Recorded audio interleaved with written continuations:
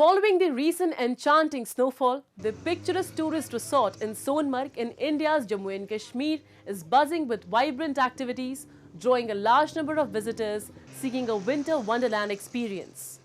From snowfall fights to exhilarating sledge rides, tourists are reveling in a plethora of activities.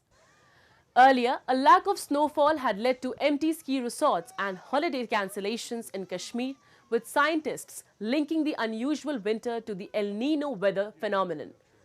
The recent snowfall has not only enhanced the visual spectacle but also bolstered the local economy, bringing joy to those reliant on the season and influx of tourists.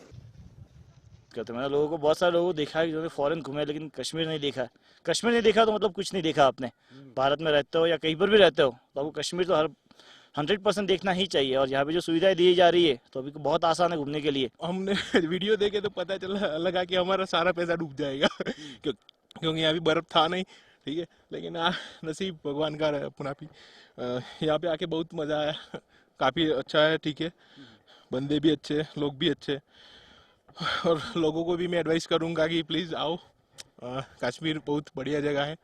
वो बोला था ना किसी ने कि स्वर्ग है तो यही पे है, यहीं पे है।